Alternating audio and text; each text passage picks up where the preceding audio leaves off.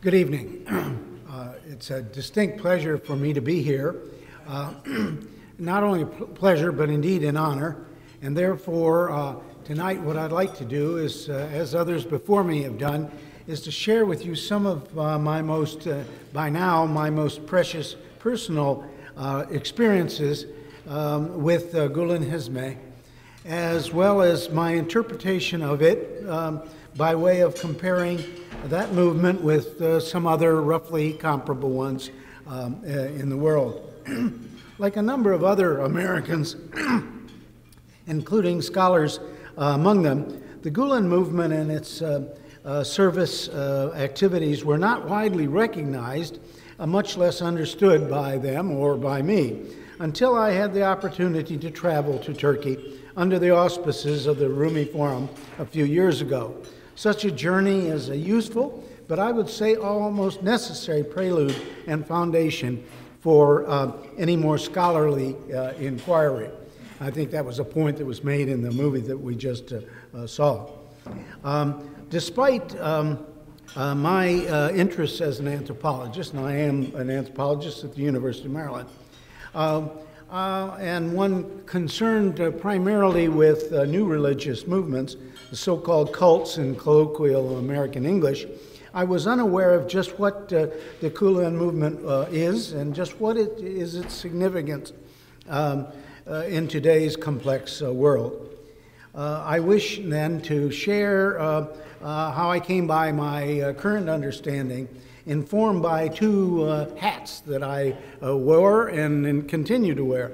One was that initial one, as tourist, as visitor to Turkey, and the second is that of a scholar, which indeed bore its fruits once I returned home and studied further. So tonight, I'm, as I say, I'm wearing two hats. One is tourist and one is scholar, as to my tourist hat, if you will. When I made my trip to Turkey, I saw the movement played out in the unique and living culture and the history of its parent country, Turkey.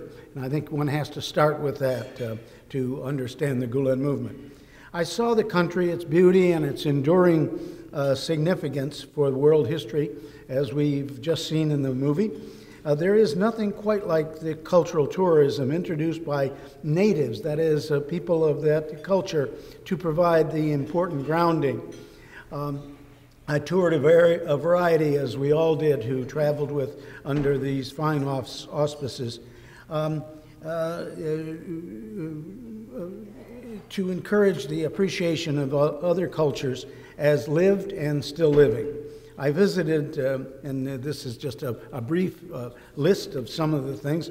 I saw the country, as I say, its beauty. I visited a wide sampling of individual members of the movement, visiting homes of the movement members, which I think is an almost indispensable people-to-people contribution, to use a phrase from the Eisenhower era. I visited the newspaper, I come from a journalist family, and I visited the newspaper Zaman and met with other media folk.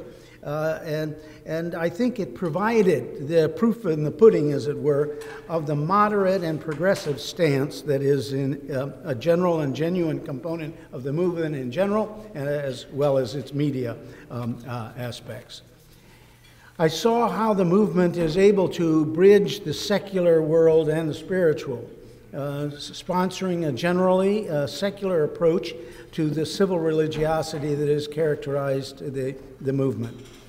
I encountered and visited a wide range of educational efforts of the movement, from primary schools to secondary schools, and at least one university, a very distinguished one I now appreciate. I visited a number of sites where the movement was engaged in humanitarian and other marvelous activities. Above all, though some more than others, I came to understand through my personal encounter, as it were, the inner life of the movement, and I encourage those of you who will be traveling soon that you indeed start this way, to try to get on the inside, to understand the culture of the movement from its followers, its natives, as it were. Now let's put on my scholarly hat, or I will put it on for you.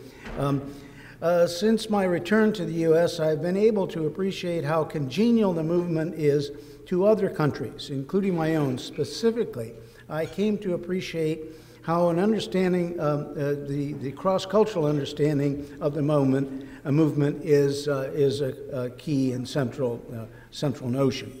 I would like to point out that I've come to appreciate that this movement is not, to use a word, an overused and misused word, is not a cult.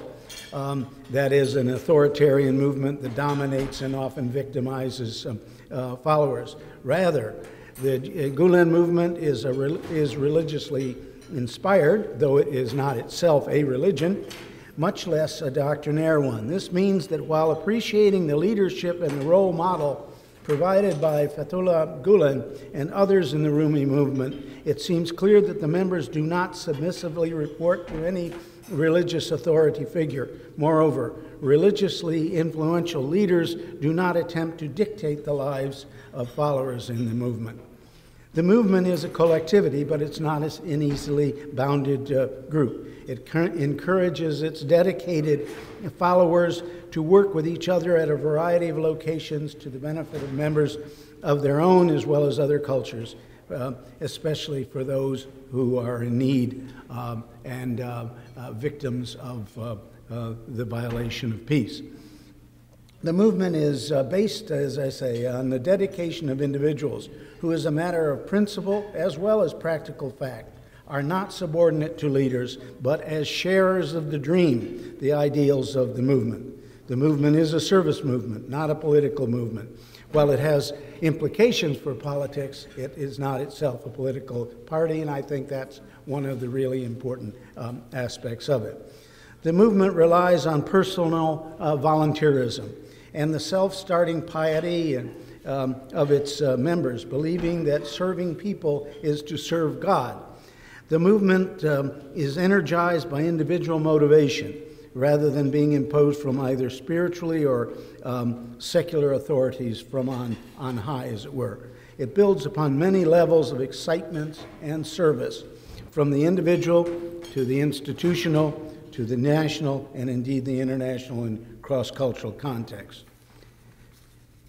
Throughout, the goal is that of peace at all levels, from the family to the nation to the ends of the earth, a central tenet and belief that energizes all dedicated members of the movement, such as those who are our hosts this evening. The movement, while inspired by Fethullah Gulen and the role model that he provides specifically, is something of this, and this is a quotation from one of the brochures or articles. It is the duty of the affluent to help others, to assist the weak, unfortunate, underprivileged wayfarers, orphans, widows, and students. Yes, the movement models peace and service, but it also is a champion of science and education in general, not to the exclusion of religion, but as its collaborator in the betterment of the world, as that world faces myriad crises. The movement has mastered the cross-cultural and cross-national academic and intercultural conferences and dialogues. The movement, as I say, is not a cult, though it has many features of religion and religiosity. It champions a non-exclusivist, non-hierarchical organization. As such, it is a marvelous model for democracy and for its implementation. The movement is not, as I say, a political party. The movement is, however, in a long tradition of service units in other religious and cultural traditions. I remember the one I grew up with, maybe somebody else is as old as I am. It was called Moral Rearmament, just after World War II, and so on. A remarkable, though I think remarkably less successful one than the Gulen movement is today. The movement is a remarkably broad and flexible and widely applicable movement. It is able to be emulated here and there and indeed throughout the world. Well, Let me conclude if I can. I trust that you see how important both kinds of knowledge of the movement is key and I think essential. One, the chance to visit and come to know the founders and living representatives of the culture that is the movement, and also the need to continue one's encounter with the movement upon one's return to one's home country. Thank you for this opportunity to share with you some of the important ways that I have come to appreciate the Gula and Hizmet movement. I am proud to be a member of the board for Marti. Thank you.